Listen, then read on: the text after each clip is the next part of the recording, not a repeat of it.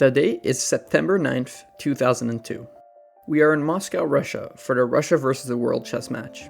Dubbed the match of the 21st century, it would put head-to-head the best players from the chess powerhouse that is Russia versus literally everyone else. With 17 out of the top 20 ranked players in the world participating, it was sure to be a great match. Players would line up to face each other in what was seemingly an ordinary matchup.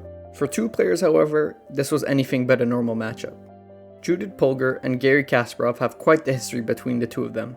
As Judith managed to ascend to top-level chess, her and Kasparov would meet for more battles on the board regularly. Some were more controversial than others. This matchup, however, would truly stick out as quite the game. Garry Kasparov was born in 1963 in what was the Soviet Union at the time, but is now Azerbaijan.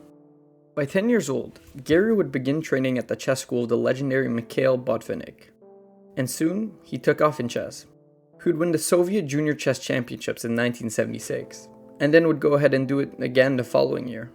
A year later at 15, he would qualify to compete in the USSR Chess Championships against the elites of chess. He would finish 7th out of 18, but to do it at such a young age was just a hint of what was to come from Garry. And by 1984, he had finally claimed the highest rank in the world, and won the candidate cycle to qualify for his first World Chess Championship bout.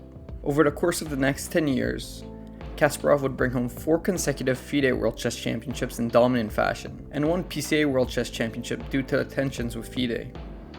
During this time, Garry had some choice words to say about women's chess. In a 1989 interview with Playboy magazine, Garry said, "Some people don't like to hear this, but chess does not fit women properly. It's a fight, you know? A big fight. It's not for women. Sorry, she's helpless if she has men's opposition. I think it's a very simple logic. It's the logic of a fighter, a professional fighter. Women are weak fighters." And in 1994, while Garry was atop the chess world, he would run into a foe that would rattle him. None other than female chess prospect Judith Polgar. And Polgar's rise to this moment was nothing short of genius. Judith Polgar was born in Budapest, Hungary on the 23rd of July 1976. Judith's father, Laszlo Polgar, was a chess teacher and psychologist.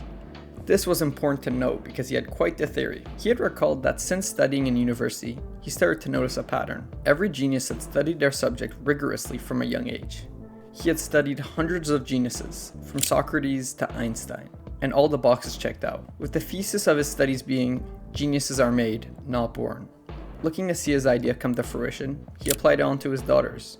After getting the approval to homeschool his daughters, which was not common at the time, Laszlo began teaching his eldest daughter, Susan, with a focus on chess. And it seemed to be working, as at just 5 years old, Susan could beat the veteran chess players at their local Budapest chess club.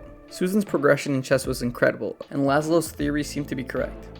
So he continued it with Sophia and Judith. Just like her sisters, Judith learned chess from an early age. She would show glimpses of brilliance too.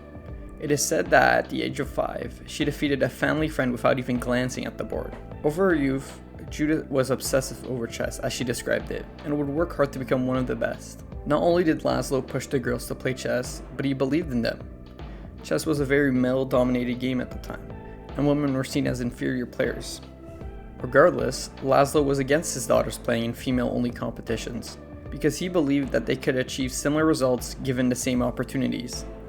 This effectively went against the policy of the Hungarian Chess Federation at the time, which mandated women to play in female-only tournaments. This of course did not stop them, as they would just keep on playing and dominating open events. Judith would defeat her first Grandmaster aged just 11 years old. A year later, she had completed all her norms to receive the title of International Master at just 12 years old. 3 years later, she crossed yet another milestone, as at just 15 years old, she would win the Hungarian Chess Championship to claim the title of Grandmaster. Not only was Judith the youngest woman ever to get the Grandmaster title, but the youngest ever to achieve the title, period, eclipsing the legendary Bobby Fischer for the record. Although her sisters had put out some insane stats of their own and transcended women's chess, Judith was clearly in a world of her own, and over the course of the next couple months and years, she would push her way into the upper echelons of chess. She could regularly compete and defeat players well into the top 20 by then. And in 1994, she managed to secure an invite to the Linares chess tournament where she would face some of her toughest opponents yet at just 17 years old. In the 5th round, she would face none other than world number 1, Garry Kasparov. Prior to the game, Kasparov described Judith as a circus puppet, and said that women should stick to having children. In what is now a controversial game, Gary would defeat Judith. For the first 35 moves of the game, all was as expected. Gary was outplaying his competition and grabbing an advantage. The following move, however, proved to be an abnormality. As Gary reached out, he touched his knight on d7. But as the rules of chess say, once a piece is touched, it must be moved, and once it is released, it cannot be moved again. Gary then proceeded to move his piece to c5, before releasing it. This would have been a terrible move, as his rook would have lost sight of the c6 square, leaving Judith's bishop free to a fork of the queen and the rook. Kasparov, having realized that, picked the piece back up, illegally, before moving it to f8 instead. Polgar didn't contest the maneuver live because she, quote, didn't want to cause unpleasantness during my first invitation to such an important event. I was also so afraid that if my complaint was overruled, I would be penalized on the clock when we were in time pressure. Regardless, she took a glance at the arbiter, Carlos Falcon, who seemed to be oblivious to what had happened. Kasparov would then go on to convert his initiative and win the game.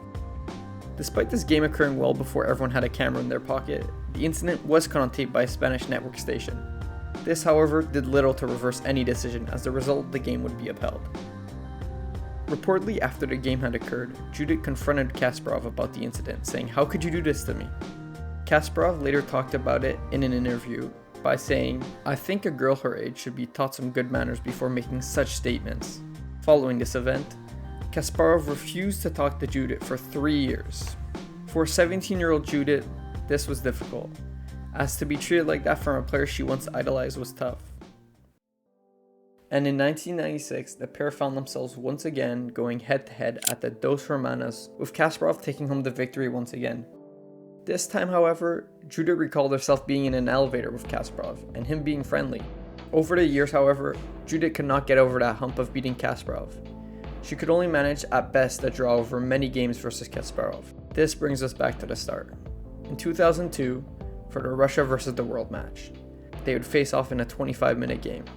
Despite not being very experienced in it, Kasparov would elect to play the Berlin opening. This proved to be a bad decision, as Judith would take away Kasparov's castling rights early, leaving his king open in the center of the board. The pair would eventually trade down to an all-rooks endgame, but by then, Judith's rooks were far better, which eventually led to Kasparov resigning before he lost it all. Looking annoyed, he rushed away past everyone into a private area. Judith had overcome it all to finally defeat Kasparov. She had shown to him that women could actually play chess contrary to what he believed.